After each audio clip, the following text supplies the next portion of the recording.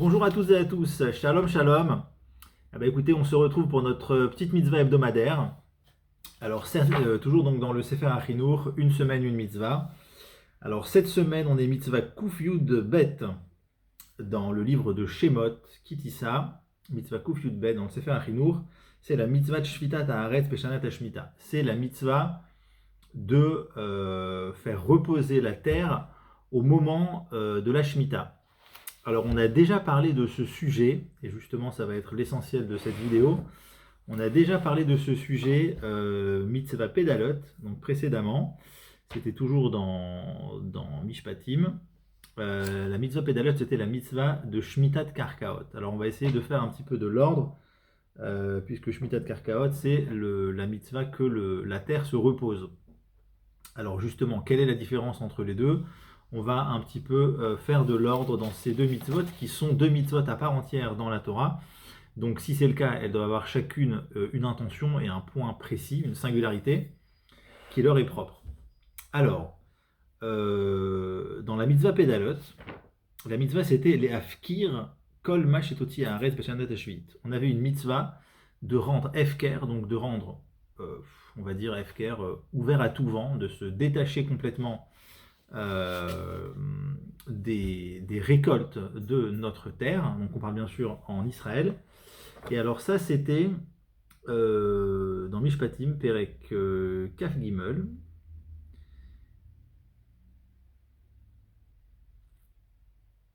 Perek Kaf Gimel, c'était le pasuk Yudalef. Là-bas on avait dit Ve'ashvi'it, donc la septième année, Tishmetena,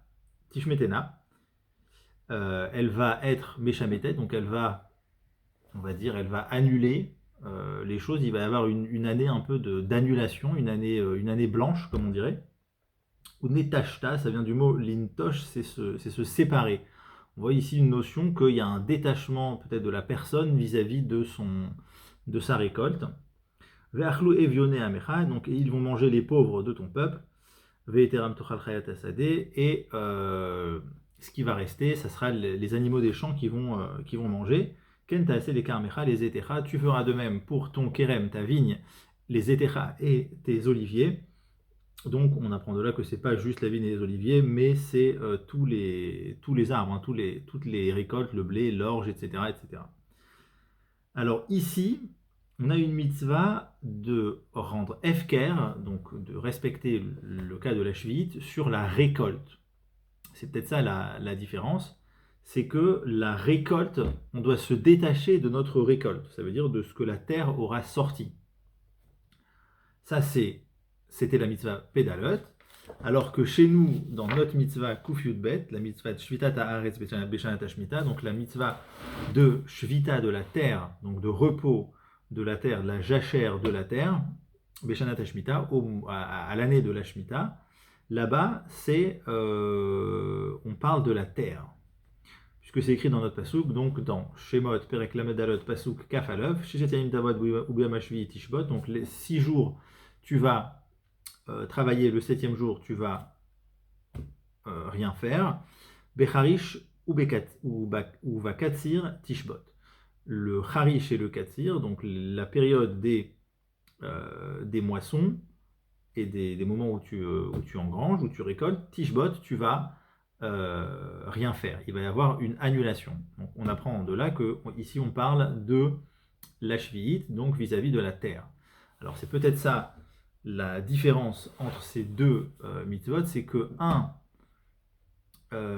donc précédemment la mitzvah pédalote c'était sur les arbres et les récoltes, et c'est d'ailleurs pour ça qu'on a dit qu'ils vont manger les pauvres, puisque du coup si moi je récolte pas mes arbres et mes récoltes, si je ne cueille rien, du coup ça va être efker, donc ouvert à tout vent pour les pauvres qui en auront besoin, puisqu'on a le droit de manger, hein, c'est juste que il faut que ce soit un détachement du propriétaire sur sa propriété.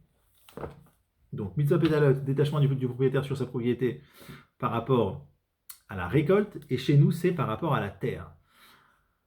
Alors vous me direz, on pourrait très bien écrire simplement dans la Torah que la 7e année, on n'aura ni récolte, ni on va faire travailler la terre.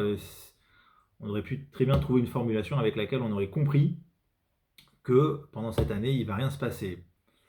Question à laquelle on répond généralement, comme il dira le Sefer HaChinuch dans la mitzvah de Gezel, de l'interdit de voler, on répond que Ratzah Kadosh Baruch Hu les Akot et Israël, Hachem, il a voulu, il veut, c'est un Mahamar dans la Gemara, qu'Hachem il veut donner du mérite au Bnei Israël, c'est pour ça qu'il leur a créé plus les fikar, c'est pour cela, Irba Lahem Torah au mitzvot, il leur a rajouté les harbot, il a profusé Torah au mitzvot, plus de Torah et plus de mitzvot.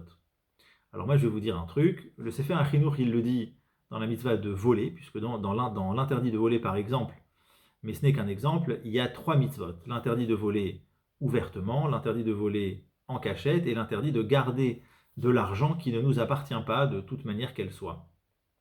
Lotignov, lotigzol, velota hachok. Alors là-bas, le Sefer HaChinuch dit qu'il y a eu plusieurs mitzvot, alors qu'on aurait très bien pu dire de manière générale ne vole pas, on aurait très bien compris.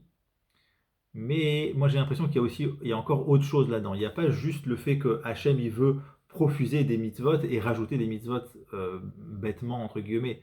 Parce que si c'est le cas, on aurait dû avoir des mitzvot à l'infini, des milliers et des milliers et des millions de mitzvot. Or on voit que ça s'est quand même arrêté à 613. Pareil, des fois dans une même mitzvah, vous verrez qu'il y a un AC et un lota AC. Donc une mitzvah positive, une mitzvah négative sur la même mitzvah. Comme par exemple la mitzvah de rendre une perte. On a 2 mitzvot. Une mitzvah de ne pas passer et de passer son chemin. Si on voit le porte-monnaie de quelqu'un qui est tombé, l'otucha leitalem, donc ça c'est une première mitzvah passive. Et une mitzvah AC, une mitzvah active, cette fois-ci aussi dans le même sujet, de rendre le porte-monnaie, de regarder à qui ça appartient, de se renseigner et de le rendre. Il y a plusieurs mitzvot comme ça. Pareil pour le maaké. Je crois qu'il y a aussi 2 mitzvot sur le maaké, le fait de faire une barrière à son toit pour ne pas que les gens tombent. Il y a un interdit d'avoir une maison sans barrière qui est dangereuse et une mitzvah de construire ce maaké. Et en fait, moi je vais vous dire une idée, c'est ma petite idée, mais on la reverra en fait à plusieurs endroits. L'idée c'est peut-être de dire que c'est pas juste qu'Hachem il veut profuser des mitzvot sans sens, qui n'ont pas de sens, juste pour nous faire plaisir, même si c'est quand même un cadeau. Ça aurait été quand même un cadeau, mais il y a peut-être une idée là-dedans, c'est que l'homme, il a aussi 2 approches différentes. Je vous donne un exemple. Dans notre mitzvah, sur la Shemitah, quand j'ai un terrain, eh bien j'ai 2 approches, j'ai 2 regards différents sur mon terrain. Et alors j'ai un premier regard sur mon terrain, et un deuxième regard sur ma récolte. J'ai une manière d'aborder mon terrain. Pour ce faire, Hachem il me donne une mitzvah pour réparer une case dans ma tête. Donc il me dit, ce terrain, vis-à-vis de ce terrain, tu vas rien faire, tu vas laisser le terrain se reposer en jachère. Très bien, ça c'est une chose. Et sinon, mis à part ça, vis-à-vis de ma récolte, ça c'est un deuxième regard que j'ai vis-à-vis de ma récolte, Hachem il me dit, tu sais quoi, les pommes, les poires, les bananes, etc., tout ce qui aura poussé dans ton terrain, eh bien, cette récolte, ce regard que tu as vis-à-vis de ta récolte, ça va être un regard de jachère, mais vis-à-vis de ta récolte cette fois-ci. Donc, on a gagné quoi en disant ça? On a gagné le fait de dire que chez l'homme, on a plusieurs cases qui débloquent et qui sont pas clean, dans lesquelles Hachem il veut réparer dans son projet divin, il veut réparer toutes les cases de notre tête qui sont tordues. Donc, il nous donne des mitzvot pour réparer chaque case. Et en ce sens, c'est un chesed, parce qu'il fait attention à nous, comme un enfant par exemple. S'il fait attention à nous, s'il nous aime, si vous aimez votre enfant, vous n'allez pas lui dire sois bon à l'école, aie des bonnes notes, ne vole pas, ne tue pas, etc.